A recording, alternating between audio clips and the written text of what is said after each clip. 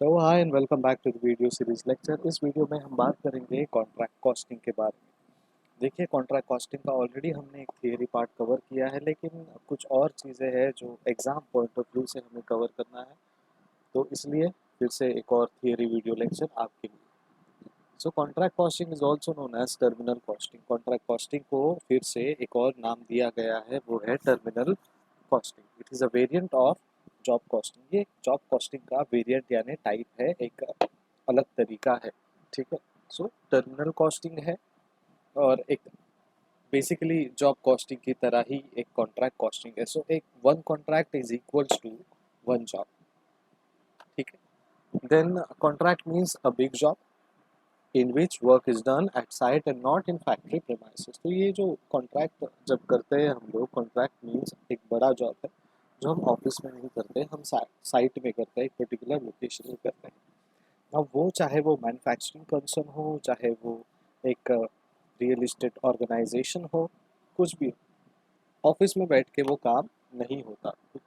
जब भी अगर आपको किसी ने बोला कि what is contract costing, so contract costing is nothing but costing of accounts whose work has, जिनका जो काम है वो ऑर्गेनाइजेशन के बाहर होता है। So it's works are always done outside the organisation's premises. In contract costing के कुछ फीचर्स हैं। ठीक है, तो फीचर्स को आज देखेंगे। Contracts are generally of large size and therefore contractor usually carries out a small number of contracts at a particular point of time। तो कॉन्ट्रैक्ट कॉस्टिंग बाहर के ऑफिस के ऑर्गेनाइजेशन के बाहर होने वाला एक जॉब है। ठीक है, और उसी लिए वो छोटे छोटे कॉन्ट्रैक्ट्स करते रहते हैं। देखिए, अगर आपको बिल्डिंग्स बनाने हैं, बिल्डिंग कंस्ट्रक्ट करना है, तो आपको लेबर लगेंगे, तो लेबर के कॉन्ट्रैक्ट बनाओगे आप। आपको मटेरियल्स लगेगा, मटेरियल के लिए अलग कॉन्ट्रैक्ट बनाओगे, क्योंकि ये सारी चीज़ें जो है एक ही जगह से अवेलेबल नहीं होती। जैसे हमें डीमार्ट में सारे ग्रोसरीज मिलते हैं, इनके लिए तो अलग अलग जगह से काम करना पड़ेगा। ये जो कॉन्ट्रैक्ट कॉस्टिंग के बारे में बोला गया है कि ऑर्गेनाइजेशन के बाहर होता है, तो उसी के लिए उन्हें हर एक ऑर्गेनाइजेशनल बाहर जो काम करते हैं, जो एजेंसीज है, उनसे हमें कॉन्ट्रैक्ट करना ज़रूरी है। कॉन्ट्रैक्ट क्या क्या चीज़ का करेंगे? प्राइस का, क्वांटिटी का, क्वालिटी का, बराबर। A contract generally takes more than 1 year to complete. 1 साल से ज़्यादा का कॉन्ट्रैक्ट होता है इन जनरल, और कॉन्ट्रैक्ट कॉस्टिंग में भी वही होता है। बिकॉज आप जो एक्चुअल साइट पे काम करते हो, ज़रूरी नहीं कि वो 1 साल में कंप्लीट हो, 1.5 साल भी लग सकता है। और अगर आप रियल इस्टेट की बात करो, बिल्डिंग कंस्ट्रक्शन की बात करो, तो 1 साल से ज़्यादा ही लगता है। या फिर रोड कंस्ट्रक्शन की बात करो, टाइम तो लगता ही है, right.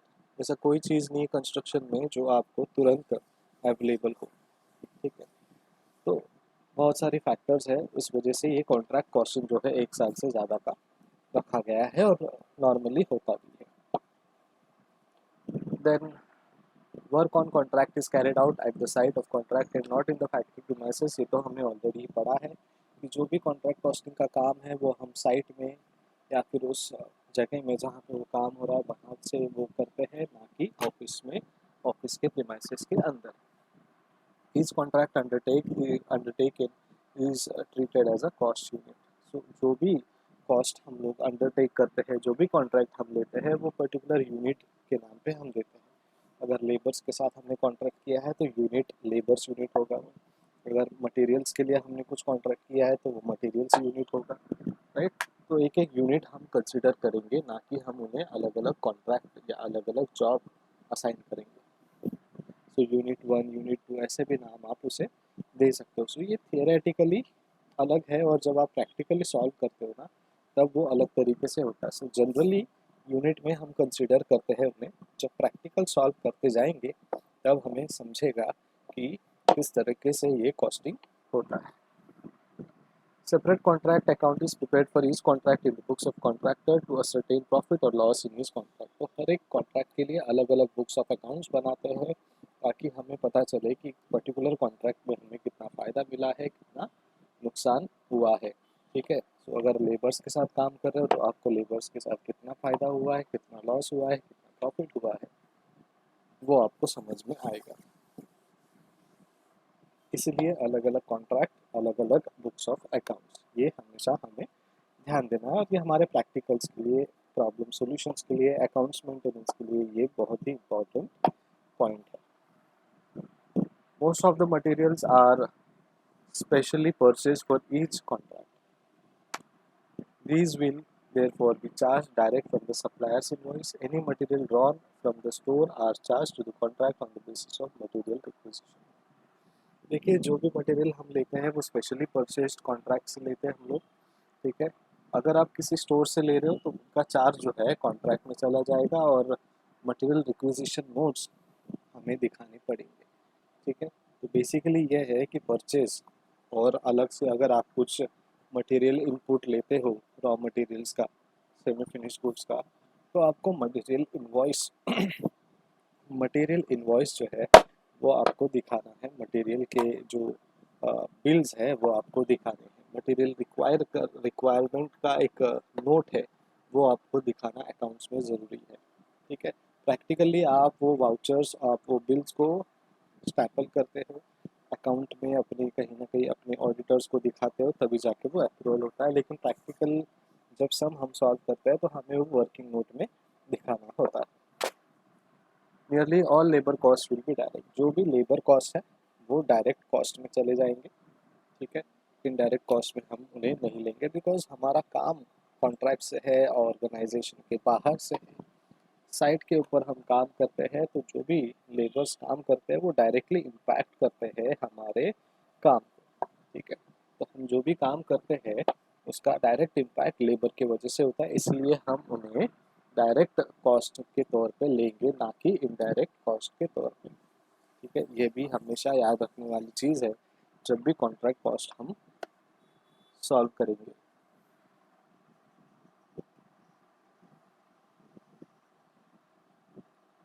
Then most expenses, electricity, telephone, insurance, ये सारे डायरेक्ट एक्सपेंसेस है।